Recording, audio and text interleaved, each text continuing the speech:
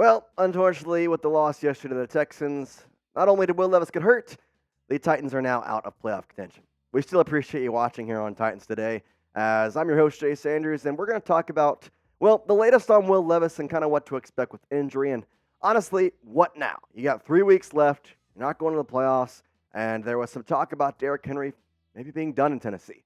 We'll give you all the latest here on Titans Today. Let's start with Will Levis and what we know about him. So, Rappaport had this early in the morning today, saying that Will Levis went down with a lower leg injury late in the loss Sunday and is believed to have suffered a sprained ankle.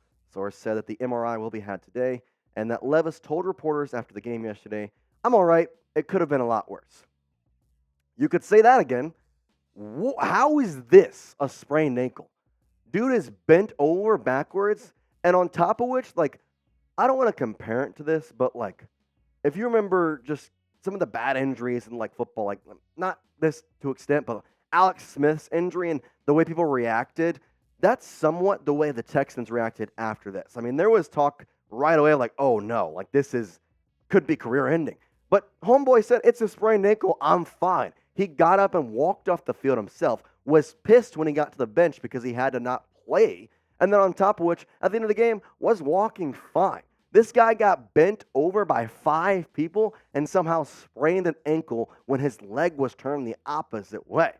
Thank goodness gracious for that, and I hope he's going to be okay. Now, the MRI could reveal a lot. A high ankle sprain, that wouldn't be exactly great. If you remember, that's actually what took Ryan Tannehill out of the Titans here just now 10 weeks ago. It seems like it was a couple days ago, but goodness, I mean, we're in week 16 now. He's been gone for a while, so if you want to make sure that Will Levis is healthy and wish him some good health here as we head to this last couple stretch of the seasons. Well, I'll tell you what, like the video, show support to Will Levis. He's the quarterback of the future. Let's like it up to help him out and make sure that he's all right throughout the rest of the season. Now, the funny thing is about this, I mentioned Ryan Tannehill.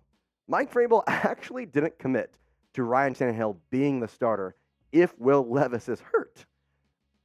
That's kind of funny because I knew that Tannehill was probably going to be done after the season after all. But he is so done. He may not even play. Mike Vrabel said that, his response was it was kind of weird. It wasn't exactly, no, he's not going to play, but it was also I'm not going to say that he's the starter. So here's what the depth chart looks like in my eyes. You have Will Levis at QB1. Technically, Ryan Tannehill and Malik Willis were QB2 and QB3. Most people had Tannehill at QB2 and Willis at QB3. But if Tannehill's done this season, you have Malik Willis still on that rookie contract. It makes sense to not play Tannehill and to play Malik Willis, right? You have him in the back burner as your backup QB option next year when time rolls around. So why in the world would you play Ryan Tannehill? You're not going to pay Tannehill the money that he's probably going to ask for this offseason. So what's the point in playing him? You gain nothing. The only thing you gain is showing that this guy maybe can still play. But if you're Ryan Tannehill at the same time, if you play and you suck, you're not going to have anybody that wants to sign you to a contract next season. I think there's a lot of intangibles to go into this, but if Will Levis can't go, I'm putting Malik Willis out there every single day of the week and twice on Sundays. I'm not playing Ryan Tannehill. I don't like what he's done. I love that he was great here for Tennessee. He did a lot of good things, but his time is up, and he serves no purpose here anymore. Honestly, he should have been traded or cut about a while back, but he hasn't been, and this is the situation we're in now. Maybe I'm wrong, though. I have to ask your question, maybe kind of gauge the Titans fan base of who is your quarterback to? Is it Malik Willis or is it Ryan Tannehill? Everything gets the guy out of Liberty, then type Malik Willis, and you can type MW for that. Or is it Ryan Tannehill, the Texas A&M Aggie? Then type RT for Ryan Tannehill. Let me know in the comment section of today's video.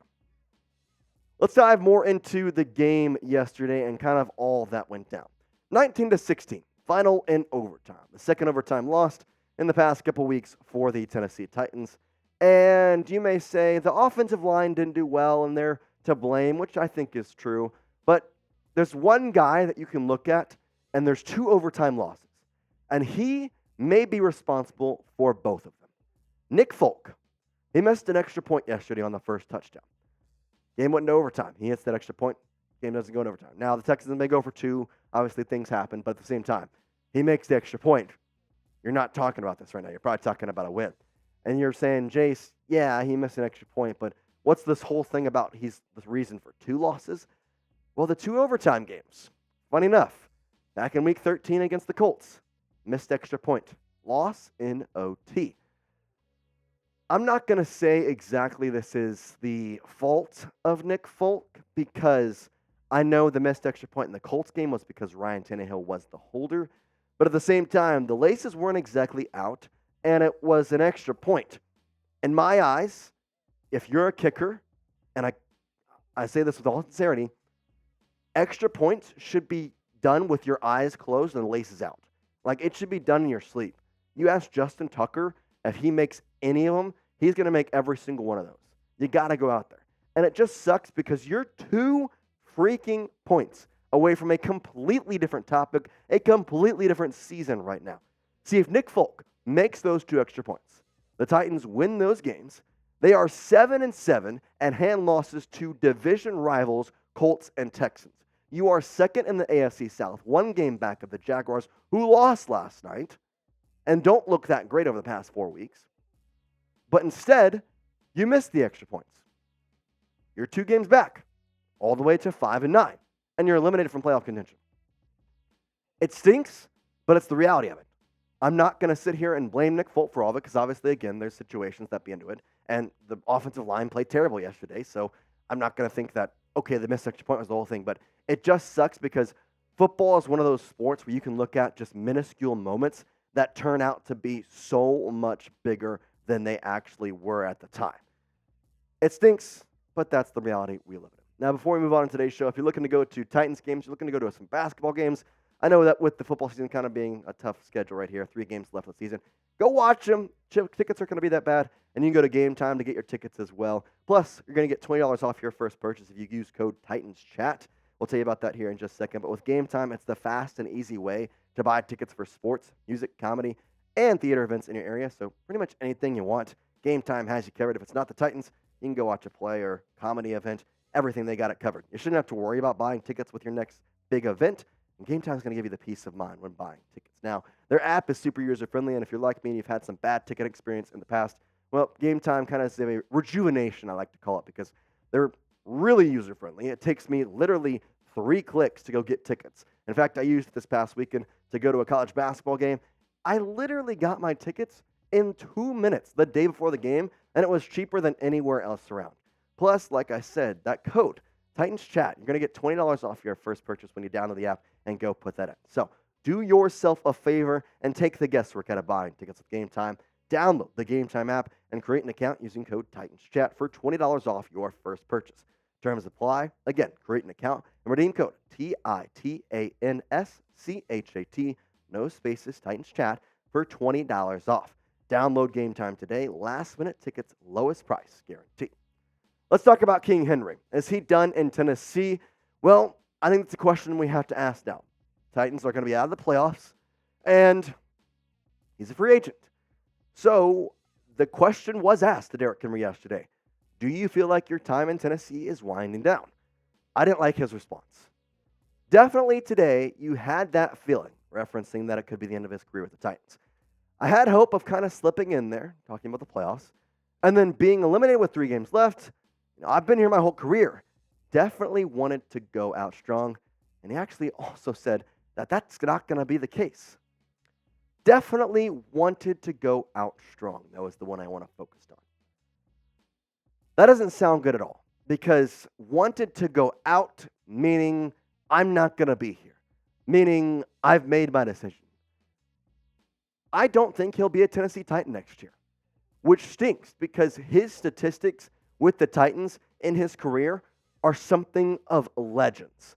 Almost 2,000 carries, over 9,000 yards, averaging 4.7 yards per carry in your career after 115-plus games is unheard of.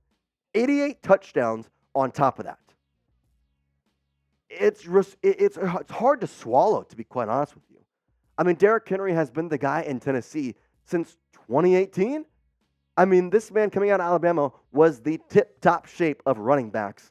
And now you have to look at it and think, oh boy, we may be watching the last 3 games of Derrick Henry's career right in front of our eyes. Well, that's the question I ask you. Is Derrick Henry's time in Tennessee done? Type Y for yes if you think it is done. Type N for no if you think that he will sign back and the Titans will be able to keep him in the 2024 season. Let me know in the comment section of today. Is Derrick Henry's time done in Nashville? The free agent list for the Tennessee Titans is full of guys that you think, well, I want him, but if you look at these 5 guys, and these are the 5 that you look at and say, these are the obvious priorities. Sean Murphy-Bunting, Danico Autry, Azeez Al-Shaair, Derrick Henry, and then Christian Fulton. Christian Fulton has kind of already shown that he probably won't be back next year. Pretty obvious he's not going to get a second contract with the Titans, and he's already on IR, will be playing the last 3 games. Azeez Al-Shaair has played a kind of under-the-radar season.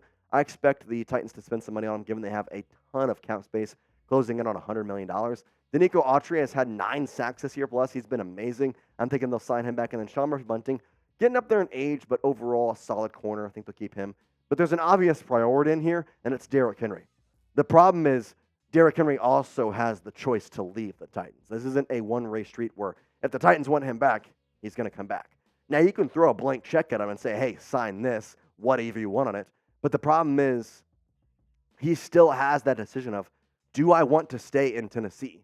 Or do I want to go sign with somebody for a pretty top market value still when he is kind of, in running back terms, getting up there in age, and maybe go shoot for a ring?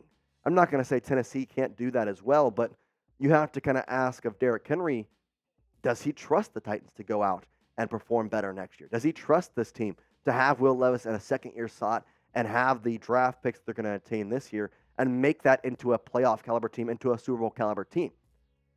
It's a tough ask. And so you have to wonder, is he done?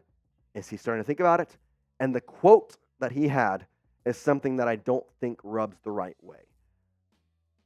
That's all I'm going to say, though, because I'm not going to be the one here to sit and say that Derrick Henry's time is done for sure. But the way he spoke about it yesterday seemed as though he was done. Things can change, and now I say this, if you throw a blank check at somebody and say, hey, put whatever you want on it, there's probably a pretty good shot that they actually sign that check. But there's always that 20% chance that he says, nah, I'm good. My time here is up. We'll keep you updated, though, and make sure you're subscribed because we're going to have the latest. I mean, he's probably going to be with this now for the next couple weeks. Given the way he talked about it, I can guarantee you Ron Carthen and Mike Vrabel are both kind of going about this the right way of talking to him. So hit that subscribe button, youtube.com/Titans today. Or if you're on your laptop, on your phone, scroll down just a little bit. There's going to be a red subscribe button. Click it. It'll turn gray. It'll make me happy, and you'll join one of the fastest growing Titans communities on all of YouTube. We really appreciate you watching here, Titans fans. Tighten up.